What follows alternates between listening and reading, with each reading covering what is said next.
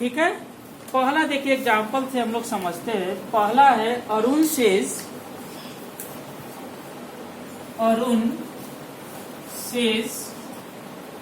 Comma inverted comma start there is no ink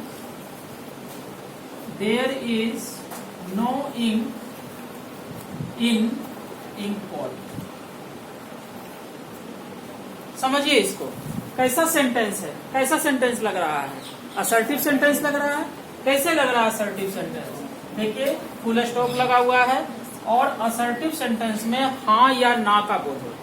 जैसे ये कह रहा है अरुण सेज, अरुण कहता है there is no ink in ink pot, माने कोई दावत है, दवात जिसको बोलते हैं, उसमें स्याही क्या है, नहीं है। तो असर्टिव के जो ना का बोध कराता है उसे क्या कहते हैं, अफर्मेटिव या निगेटिव? निगेटिव कहते हैं। तो ये असर्टिव सेंटेंस का वाक्य, इसका हम नरेशन कैसे बनाएंगे? तो सबसे पहले देखिए सब्जेक्ट है अरुण, उसके बाद देखिए सेज है। तो सेज जो है वो ट्रांजिटिव मोड में है या इनट्रांजिटिव मोड में? इनट्रांजिटिव है, बिना ऑब्जेक्ट का है। तो जब ये बिना ऑब्जेक्ट का आता है तो उसको हम किस में बदलते हैं, ज्यों का त्यों रखते हैं।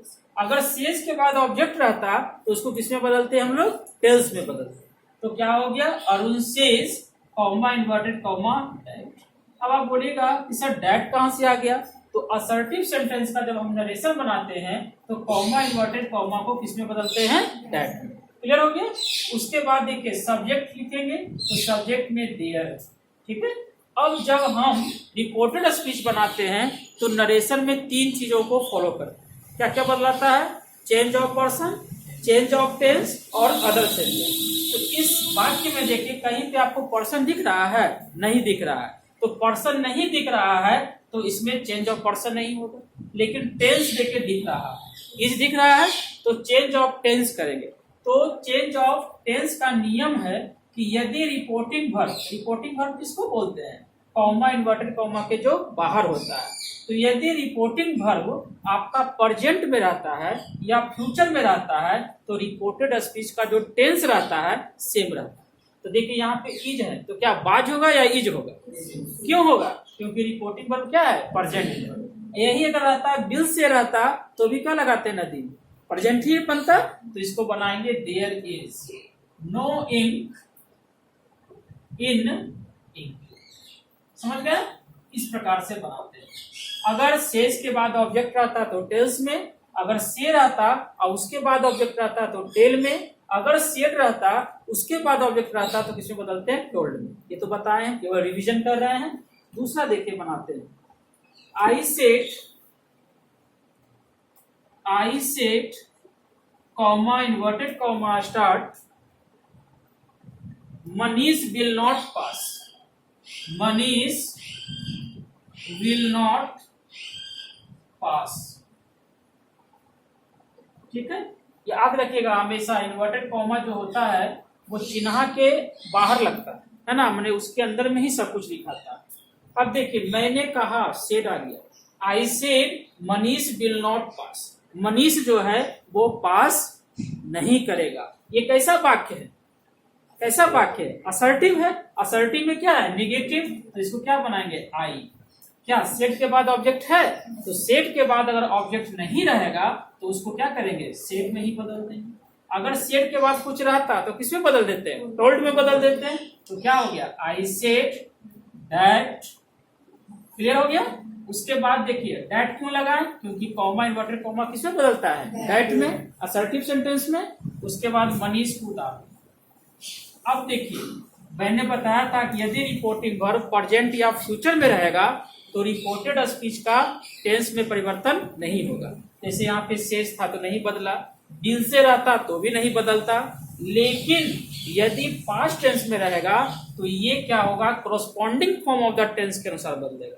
मतलब सिंपल प्रेजेंट रहेगा तो सिंपल पास्ट में, प्रेजेंट कंटिन्यूअस रहेगा तो पास्ट कंटिन्यूअस में, प्रेजेंट परफेक्ट रहेगा तो पास्ट परफेक्ट में, प्रेजेंट परफेक्ट कंटिन्यूअस रहेगा तो पास्ट परफेक्ट कंटिन्यूअस में क्या होता है, चेंज होता है। ये तो बताए थे आपको। तो यहाँ पे देखिए मनीष है तो मनीष को लिख दिए। अब देखिए विल है तो विल प्रेजेंट है, इसका पास्ट क्या होता है, विल का पास्ट वुड होता है। तो क्या लिखेंगे, मनीष वुड नॉट पास। समझ गए? तो असर्टिव सेंटेंस को हम दो एग्जाम्पल के माध्यम से आपको समझा दिए। क्या समझा? कि जब असर्टिव सेंटेंस रहेगा, रिवीजन है, यही बात आप लोग को रिवीजन कर देते हैं कि असर्टिव सेंटेंस को जब हम इनडायरेक्ट स्पीच में बदलते हैं तो first of all we change reporting verb. सबसे पहले हम रिपोर्टिंग वर्ब को बदलते हैं। If reporting verb is intransitive then we change into said, है ना। सेड टू प्लस ऑब्जेक्ट रहेगा तो उसको टोल्ड में, है ना। सेज प्लस ऑब्जेक्ट रहेगा तो टेल्स में, से प्लस ऑब्जेक्ट रहेगा तो टेल में बदलते हैं। First of all we change reporting verb, है ना, either it belongs to transitive or intransitive. And second, we change comma and inverted comma. So if the assertive sentence is applied, we change comma and inverted comma into that. अगर assertive sentence रहेगा तो comma inverted comma को किसमें बदलेंगे? that में बदलेंगे। Clear हो गया? उसके बाद change of person, change of tense और अदर चेंजेस का ख्याल करते हुए रिपोर्टेड स्पीच में क्या करेंगे? हाथ लगाएंगे। मतलब रिपोर्टेड स्पीच में तभी हाथ लगाएंगे जब ये दिमाग में चलते रहेगा कि पर्सन मिलेगा तो उसको सन बट 123 के अनुसार बदलेंगे, और अगर टेंस मिलेगा पास्ट वाला तो corresponding form of the tense बदलेगा, और दिस डैट ये सब मिलेगा तो उसको अदर चेंजेस के अनुसार क्या करेंगे? बदलेंगे। इस प्रकार से आपका असर्टिव सेंटेंस क्या हो गया? रिविजन। समझ में आया कुछ? अब चलते हैं इंट्रोगेटिव का एग्जाम्पल देते हैं। ये आपका असर्टिव था। लिखना चाहते तो लिख सकते हैं, लिखिए, लिख लीजिए, क्लास चालू है आपका। ठीक,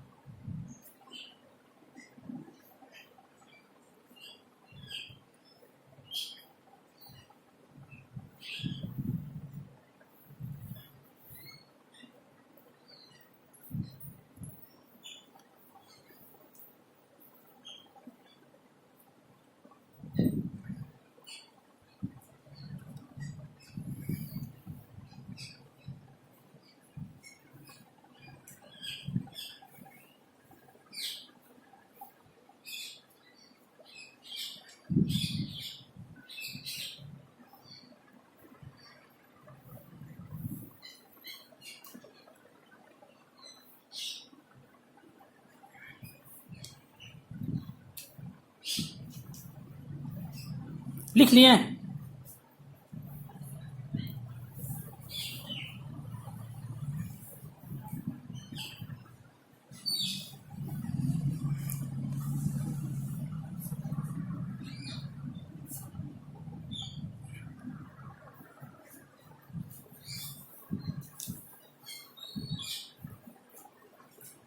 देखिए, दूसरा एग्जाम्पल जो बनाते हैं वो है इंट्रोगेटिव सेंटेंस।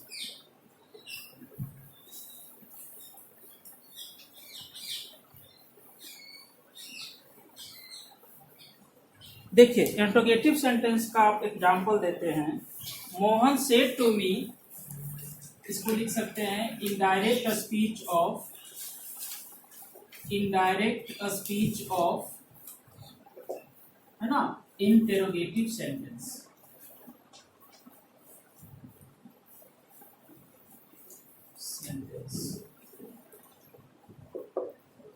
क्लियर हो गया? जैसे देखिए एग्जाम्पल है आपका, पहले समझिएगा इसको। Mohan said to me, Mohan said to me, comma inverted comma start, are you ill, are you ill, है ना। मोहन ने मुझसे कहा आर यू इल, क्या तुम बीमार हो? इसका क्या बनेगा? देखिए, एक ज्वेलरी वर्ब से स्टार्ट है, समझिए इसको। एक ज्वेलरी वर्ब से स्टार्ट है, सब्जेक्ट के पहले है और साइन ऑफ इंट्रोगेशन लगा हुआ है, जिससे पता चल जाता है कि ये कैसा सेंटेंस है। इंट्रोगेटिव सेंटेंस है। देख के भी हम पकड़ सकते हैं और समझ के भी पकड़ सकते हैं। देखने से क्या पता चला, देखिए साइन ऑफ इंट्रोगेशन है तो चिन्ह दे के पकड़ लिए कि वो कौन सा वाक्य है, इंट्रोगेटिव। क्लियर हो गया, समझ में आ गया। दूसरी बात, जब इसके अर्थ को समझते हैं तो इस वाक्य से कहा नहीं जा रहा है, पूछा जा रहा है। क्या पूछा जा रहा है कि मोहन ने मुझसे पूछा क्या तुम बीमार हो, मतलब क्या है, आस्किंग का क्वेश्चन हो गया। तो इसको कैसे बनाते हैं, तो इसके बनाने के लिए बनाएंगे, सबसे पहले मोहन लिखेंगे, सेड टू मी है। इंट्रोगेटिव सेंटेंस में हम लोग कहते नहीं है, क्या करते हैं, पूछते हैं। तो सेड टू मी को किसमें बदल देंगे, आस्क्ड मी। और ध्यान रखिएगा, जब आस्क्ड में बदलते हैं तो टू को मर्ज कर देते हैं। तो क्या बनाए, मोहन आस्क्ड मी। क्लियर हो गया। अब कॉमा इन्वर्टेड कॉमा को किसमें बदलेंगे, तो इंट्रोगेटिव सेंटेंस में दो तरह का आता है, तीन तरह का उसमें आता है आपका जिक्र। पहला है कि अगर WHO वर्ड्स से स्टार्ट होगा, WH वर्ड्स का मतलब what, where, when, whom, whomever, where, है ना, हाउ, ये सब से अगर स्टार्ट रहेगा कोई, तो उस WH वर्ड्स को कॉमा इन्वर्टेड कॉमा के जगह पे क्या करेंगे, पुट अप कर देंगे। उसमें अलग से इफ नहीं लगाना पड़ेगा, समझ गए। दूसरा है कि अगर एक्जुअलरी वर्ब से इंट्रोगेटिव सेंटेंस शुरू होगा तो उसमें क्या करेंगे, इफ लगाए। इंट्रोगेटिव सेंटेंस किससे स्टार्ट होगा, एक्जुअलरी से। एक्जुअलरी का मतलब हो गया do, does, did, is, are, am, was, were, has, have, had, shall, have, will, है ना। या मॉडल एक्जुअलरी जिसमें आता है can, may, might, could, need, dare, से, है ना, शुड, आउट टू, ये सब से अगर स्टार्ट होगा तो कॉमा इन्वर्टेड कॉमा को किसमें बदलते हैं, इफ। दो प्रिंसिपल था, अगर WH वर्ड से शुरू होगा तो WH वाला लिखेंगे, अगर एक ज्वेलरी वर्ब से स्टार्ट होगा तो क्या लिखेंगे, इफ लगा। तीसरा चीज दिमाग में रखना है कि जब रिपोर्टेड स्पीच में हाथ लगाएंगे इंट्रोगेटिव का, तो दिमाग में ये कंसेप्ट लाइएगा कि कैसा भी सेंटेंस रहेगा हमको कौन सा मोड में ले आना है, असर्टिव में। यही वॉइस और नरेशन में अंतर होता है। वॉइस क्या होता है, अगर इंट्रोगेटिव में एक्टिव वॉइस रहेगा तो उसका पैसिव भी क्या बनेगा, इंट्रोगेटिव बनेगा। अगर वॉइस निगेटिव रहेगा तो उसका पैसिव भी क्या बनेगा, निगेटिव। अगर इंट्रोगेशन या इंपरेटिव रहेगा तो उसका पैसिव क्या बनेगा, इंपरेटिव। लेकिन नरेशन किसी भी सेंटेंस का क्यों ना हो, जब हम उसका इनडायरेक्ट बनाते हैं तो कौन सा मोड में आ जाता है, असर्टिव मोड में आता है। तो असर्टिव मोड और इंट्रोगेटिव मोड में अंतर क्या होता है, तो इंट्रोगेटिव में क्या होता है, पहले हेल्पिंग वर्ब रहता है और उसके बाद सब्जेक्ट रहता है। देखिए पहले आर है, उसके बाद यू है ना। तो ये क्या है, इंट्रोगेटिव है। तो जब इसको हम असर्टिव बनाएंगे तो पहले क्या होगा, तवस्सुम, यू आएगा तो लिखेंगे यू, पहले यू लिखेंगे। तो यू क्या है बताइए, second person. Second person change into object, object में क्या है, मी है, तो क्या लिख देंगे, आई। क्लियर हो गया। उसके बाद देखिए आई के साथ क्या लगता है, एम लगता है कि आर लगता है, एम लगता है, लेकिन रिपोर्टिंग वर्ब आपका सेड में है तो आई के साथ क्या लगाएंगे, वाज। आई जो हम बदले, यू का आई में बदल जाना चेंज ऑफ पर्सन था, और आर का वाज में बदल जाना, माने आर का वाज में नहीं बदलना, माने कि आई के अकॉर्डिंग एम आता है, और एम को हम टेंस के अनुसार वाज में बदल दिए। ये कौन सा है, चेंज ऑफ टेंस है, तो आई वाज। उसके बाद फुल स्टॉप, फुल स्टॉप लगा दिए, मतलब इंट्रोगेटिव मोड क्या हो गया, असर्टिव मोड में। श्रुति समझ में कैसे कैसे किए। सबसे पहले इंट्रोगेटिव सेंटेंस हमको दिखना चाहिए, कैसे दिखा अमन, चिन्ह से देख के पकड़ लेकर इंट्रोगेटिव है ना। दूसरा क्या दिखा कि इसमें ज्वेलरी वर्ब सब्जेक्ट के क्या है, पहले है, तो पता चल गया कि भैया इंट्रोगेटिव वाला है। तो इंट्रोगेटिव का जब हम इनडायरेक्ट बनाते हैं तो रिपोर्टिंग वर्ब को टोल्ड में या सेड में नहीं बदलते हैं, उसको हम क्या बदलते हैं, आस्क्ड में। क्यों बदलते हैं, क्योंकि इंट्रोगेटिव सेंटेंस में हम कहते नहीं हैं, पूछते हैं। उसके बाद कॉमा इन्वर्टेड को किसमें बदलना है, तो इसका तीन प्रिंसिपल है। अगर WH वर्ड से शुरू होगा जिसका जवाब हम मुंह खोल के देते हैं, जैसे कोई पूछेगा व्हाट इज योर नेम, तो आपको बोलना पड़ेगा माय नेम इज फलना। वेयर डू यू लिव, तो बोलना पड़ेगा आई लिव एट बार्ड। तो इसको मुंह को खोलना पड़ेगा, इसको इसलिए इसको बोलते हैं ओपन क्वेश्चन। तो अगर WH वर्ड्स रहेगा तो कॉमा इन्वर्टेड कॉमा के जगह पे वही सी लिखा है, समझ में आ गया। और अगर एक ज्वेलरी वर्ब से स्टार्ट होगा जिसको हम क्लोज क्वेश्चन बोलते हैं, जैसे बोलते हैं आर यू अ गर्ल, तो आप जवाब दे सकते हैं यस। तो आप मुंह भी खोल सकते हैं और मुंह को बंद करके भी जवाब दे सकते हैं, मुंडी डोला करके।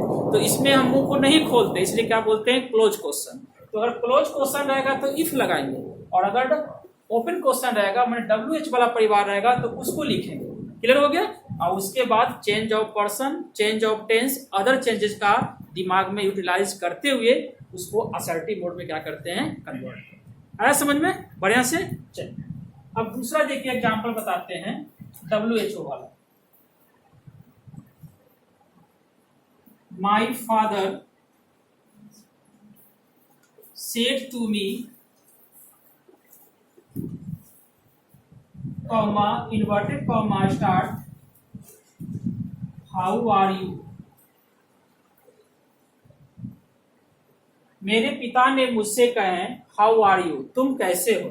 क्या बनाएंगे? माई फादर, देखिए क्या है अमन, साइन ऑफ इंट्रोगेशन है, और हाउ WH वर्ड्स क्या है, पहले है ना, तो पता चल गया इंट्रोगेटिव है। तो my father asked me. Clear हो गया?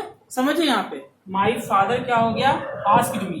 कॉमा इन्वर्टेड कॉमा को किस में बदलेंगे, इफ में नहीं बदलेंगे, क्योंकि ये WH वर्ड्स है तो उसको ज्यों का त्यों लिखेंगे।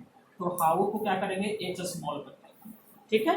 अब देखिए आर पहले है और यू क्या है बाद में, तो पहले सब्जेक्ट को लाएंगे। तो यू क्या है, second person change into object. Object में मी है तो क्या हो जाएगा होगा आई, और आई के साथ क्या लगेगा, वाज। समझ गए? लिखिए इसको।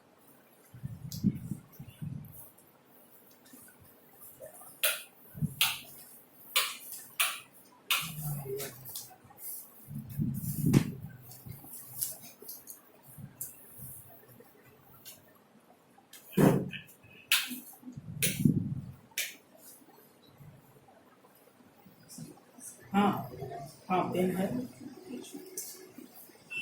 देखिए चलता है।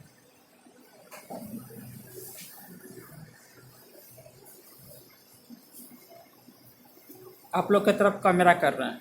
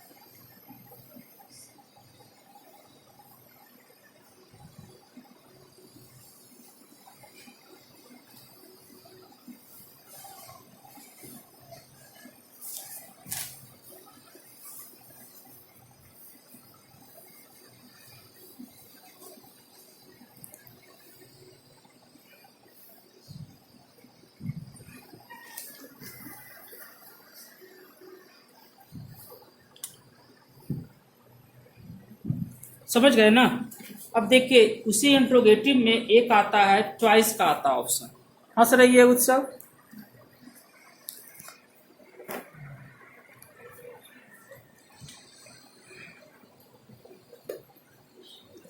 देखिए एक बनाते हैं,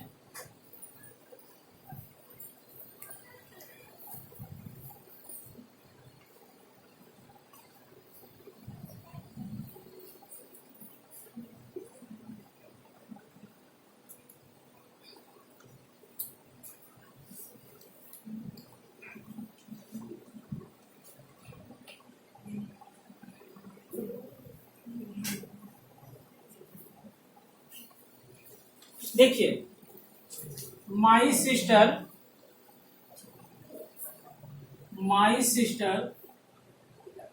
चल रहा है ना pen. My sister said to me would you like to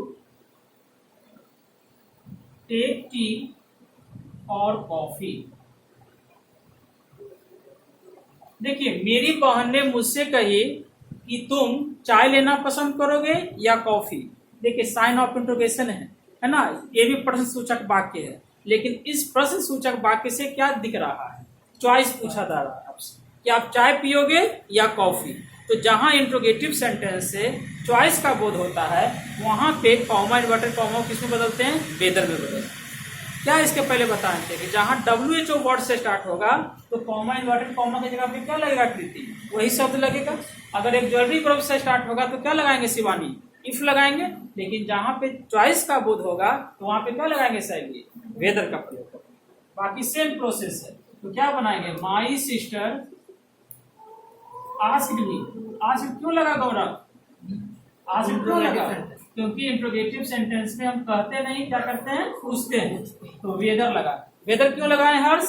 क्योंकि क्या है? चॉइस का ऑप्शन है।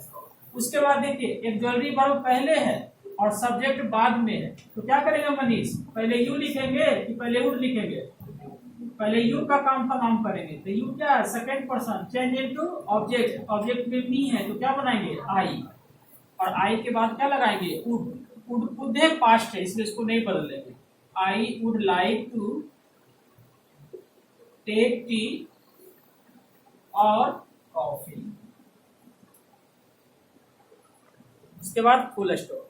तो आपने देखा कि जहां पे चॉइस का बोध होता है इंट्रोगेटिव सेंटेंस में, उसमें कॉमा इन्वर्टेड कॉमा की जगह पे क्या लगता है? मन, वेदर लगता है। समझ गए हैं? लिखिए। अब बताते हैं इंपरेटिव सेंटेंस के बारे में। सब टेंस को हम आज आपको सारे सेंटेंस का एक बार रिव्यू कर देते हैं, एक झलक में बता देते हैं।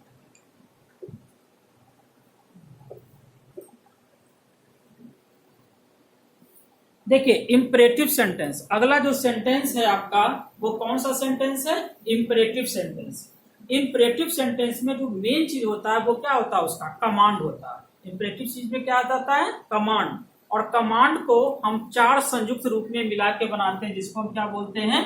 फोरा। इंपरेटिव सेंटेंस में क्या आ गया? कमांड आ गया। कमांड किसको इंडिकेट किया? फोरा को। फोरा में आपका हो गया एफ से फॉरवर्ड, ओ से ऑर्डर, आर से रिक्वेस्ट और ए से एडवाइस। मतलब जिस वाक्य से आपका फॉरवर्ड का, जिस वाक्य से आपका ऑर्डर का, जिस वाक्य से आपका रिक्वेस्ट का और जिस वाक्य से आपका सलाह का बोध होता है, समझ जाइएगा कि वो कौन सा वाक्य है? Imperative sentence. अब बनाते हैं कैसे? इस तरह का अगर रहेगा तो बनाते कैसे हैं? तो सबसे पहले first of all we change reporting verb into the sense of reported speech. सबसे पहले रिपोर्टिंग वर्ब को हम रिपोर्टेड स्पीच के अर्थ के अनुसार चेंज करते हैं। अगर रिपोर्टेड स्पीच में मना करने का बोध होगा तो क्या लगाएंगे रिपोर्टिंग वर्ब में? फॉरवर्ड। अगर रिपोर्टेड स्पीच में ऑर्डर का बोध होगा तो किसका प्रयोग करेंगे? ऑर्डर का।